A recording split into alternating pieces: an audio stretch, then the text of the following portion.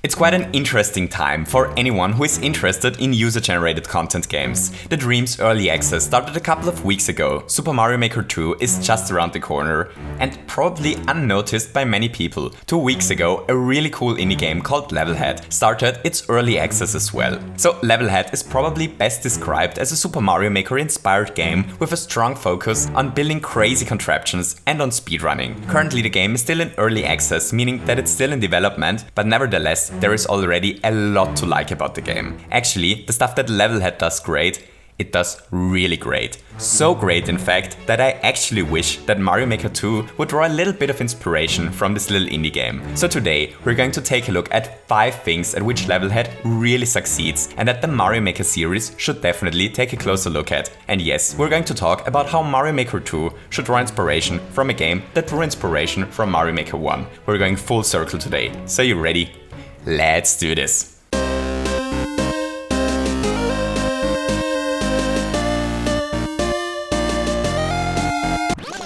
Okay, so before we discuss what Mario Maker should learn from Levelhead, let's first take a quick look at what Levelhead exactly is. So, basically, Levelhead is a weird package delivering simulator. We're playing as GR18, a package delivering robot. GR18 is supposed to deliver packages into the whole galaxy at some point in his career, but sadly there is a problem. GR18's training isn't completed yet. He's still a package delivering apprentice. I hope I got the lore right here. So what sounds like a pretty simple robot life on paper sadly turns out to be a horrible nightmare in reality because evil people like me are designing GR18's training courses. There are ouching saw blades, dangerous enemies, moving platforms, spiking spikes, powerful cannons, crazy teleporters and other stuff that doesn't exactly qualify as pedagogically responsible in our world but is apparently good enough to train our poor robot. Luckily, our package delivering robot knows a couple of tricks that definitely come in handy when tasked with delivering a package into lethal environments. First, our GR18 has this useful little hookshot device which turns out to be quite powerful. Not only does it allow him to pick up and to throw tons of things, but it also makes it possible to swing along small hookshot targets and comes in handy during combat. Second, there are a couple of robot enhancing power-ups in the game that completely change how GR18 controls. Are there rocks blocking us from delivering a package? Just get the punchy power-up and smash them to pieces. Is there a wall in our way? Well, let's get the teleport power-up and go straight through it. Enemies blocking our path? Well, let's get the ninja power-up and sneak past them like a real ninja. Third, the packages that our brave robot has to deliver are not merely cargo, but can be used to prevent traumatizing robot repair requiring incidents as well. For example, packages can be used to reach higher places, create surprise platforms when it appears as if all hope is lost, or can be used to activate stuff from far away.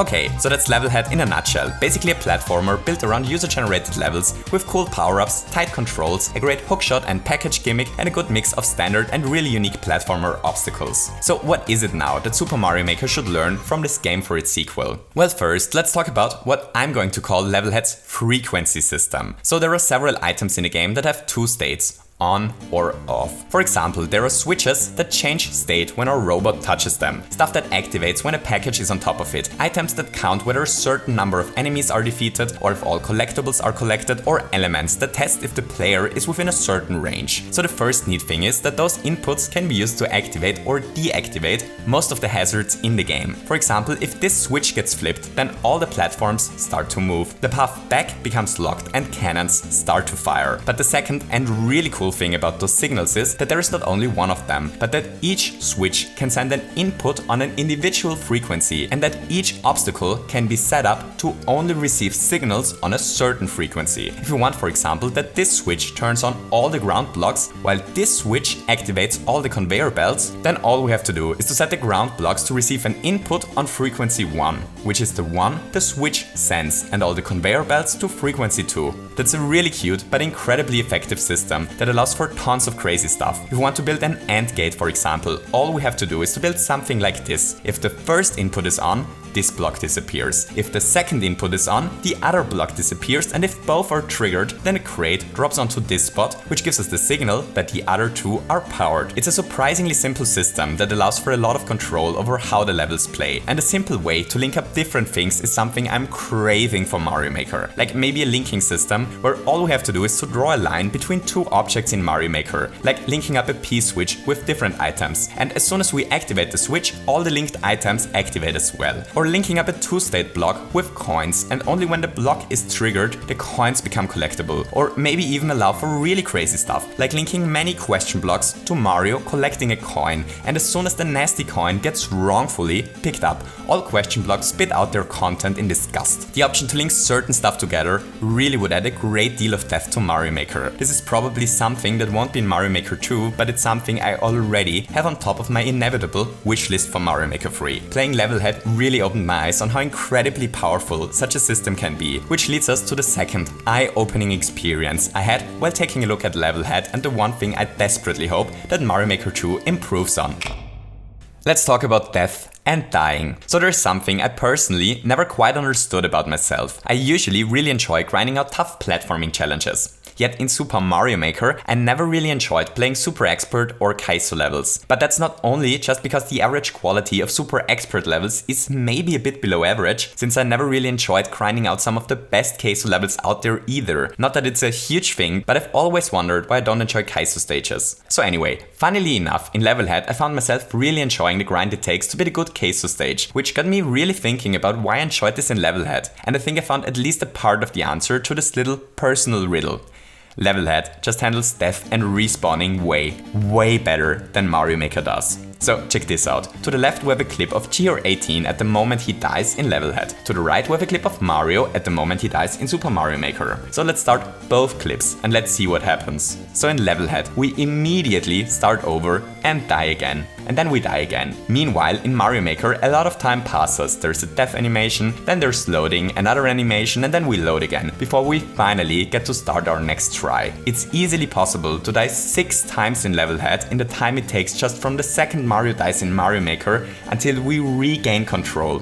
This makes a huge difference. In Levelhead it takes a little over a second from death back to gameplay. In Super Mario Maker over 9 seconds pass in a 100 Mario challenge and 6 seconds when playing a stage directly.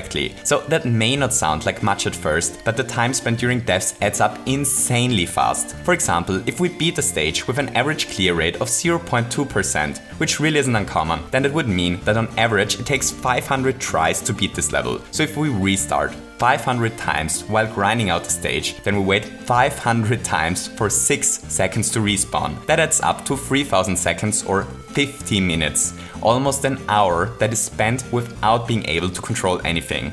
That's too long, isn't it? Especially since we often die within the first seconds in really hard stages, meaning that when learning a level, we might spend more time waiting for the respawn than we spend actually playing it. I honestly think that the respawn times in Mario Maker are way too long, and I seriously hope that this is something they're improving on in the sequel. It sounds like a really small issue, but I think it's a huge part of the reason why I really enjoy beating challenging stages in Levelhead, while I often found Kaizo stages to be tedious in Mario Maker. Which directly leads us to the next thing Levelhead really succeeds in, its competitive systems, namely how they handle speedrunning and their crown system. So speedrunning first. There are a lot of small things that Levelhead does that make hunting for speedrunning records on the different stages really enjoyable. One thing is its marketing department. We'll talk about that in a second. Another one are the really fast respawn times. There is an extra speedrunning mode that ignores checkpoints, and most importantly, it simply shows your current time in comparison to the current world record. That's a super tiny thing, but something I really hope Mario Maker 2 has as well. Just some option in the menu to show the current world record in comparison to your current time in Mario Maker would be great, and would get rid of a lot of small annoyances for people that really like hunting records. For example, there's currently no way to see the world record time of a stage that you get in a 100 Mario challenge. We only get to see the world record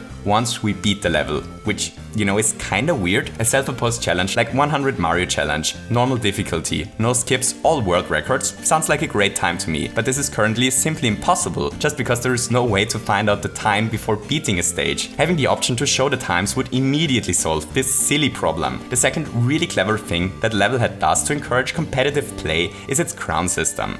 That's basically a score system. So when playing a stage, the game hands out score points for each collectible collected, each enemy defeated, how fast the stage has been beaten, and how high GR18 touched the famous package delivering system at the end of each stage. So Mario Maker obviously tracks our score as well, but what Levelhead does is to award players with the best score a crown. Those crowns can be stolen, there is a leaderboard that tracks which player currently got the most crowns, and so on. I really hope that Mario Maker 2 has a similar system in place for 2 reasons. First, Well, it already kind of has the system in place, and there aren't many reasons not to track the score people manage to get in a stage, especially since it would allow to build awesome arcade stages. And second, having something like the crown system and creating a better environment for speedrunning really should help to get people to play stages. It's something that some players really enjoy, while it doesn't get into the way of people who don't care about high scores. There is really no reason I can think of not to put something similar into Mario Maker 2. So the next clever thing that Levelhead does, which I really would like to see in Mario Maker 2, is camera manipulation. So that one is quickly explained. Levelhead gives us options to manipulate the camera. So basically we can lock the camera whenever we want to. All we have to do is to place a camera block somewhere in the stage, and if this block gets activated by a signal, then the camera remains static for as long as the signal is active. Having the camera tied to a frequency or linking system is obviously the best case, but for Mario Maker it honestly doesn't need to be that complicated. A simple block that locks the camera while Mario is inside the block's range would already be a great addition. It would allow to force some elements onto screen when building some of the weirder Mario Maker levels, like maybe an arcade minigame. It would allow us to get boss arenas fixed on screen, which is a small thing that always annoys me to no end. It even would allow to create a more dungeon-like Mario level, where Mario has to make his way through different rooms, but isn't able to see what's around the next corner. It's just a small little thing that really grew on me while playing Levelhead, and really helps to give different stages a different feel. As a side note, control over the zoom levels of the camera would be great to have too, like getting the camera closer to Mario during tense parts of the stage, or zooming out during parts where it is important to have a lot of stuff in view. This is something the traditional Mario games have been doing forever, and it would be really great to get control over it in Mario Maker. So finally, let's talk about the one thing Levelhead does really brilliantly and I desperately want in Mario Maker: the way they tackle discoverability of stages and the play problem. There are two huge problems that Mario Maker has. First, it's really hard to get people to play a stage we made. The only really chance to get people to play our level is by either hoping it pops up in 100 Mario Challenge or by promoting it somewhere outside of Mario Maker, like trying to get a streamer to play it or by posting it on Reddit, which is really not optimal. Second, there is very little that incentivizes playing levels that other people made. So every game built around user-generated content faces this problem in one form or another, and I never saw a game that tackled this problem as great as Levelhead does. Here's what they do. Basically, they have an area called the marketing department. In the marketing department, people are able to promote the levels they made. So how does one promote a stage? Well, by spending hard-earned in-game Levelhead bucks. So the only way to earn those Levelhead bucks is by playing other people's levels. As far as I can tell, we're straight up rewarded with a certain amount of those bucks per minute spent in a level that is currently promoted in the marketing department. And those bucks can then be spent to promote our own stages, which then other people can play, which are currently farming bucks to promote their own stage, and so on. That's a really simple,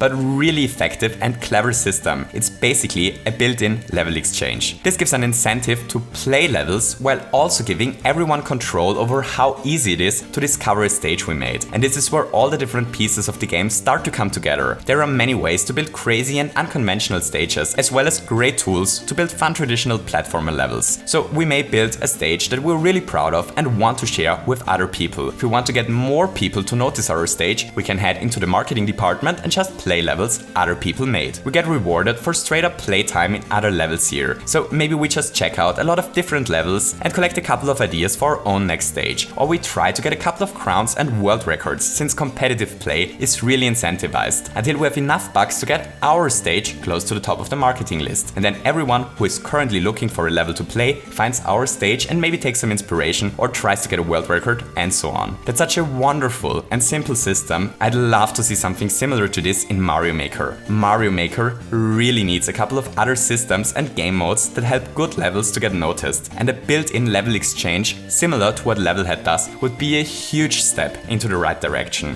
Okay, so that were 5 things that Levelhead does really great and that I'd love to see in Mario Maker 2. So I hope you enjoyed this little video. If you did, don't forget to leave me a thumbs up and maybe feel especially like a package delivering robot today and want to hit the subscribe button as well. I hope that all of you have a wonderful day and to see you soon.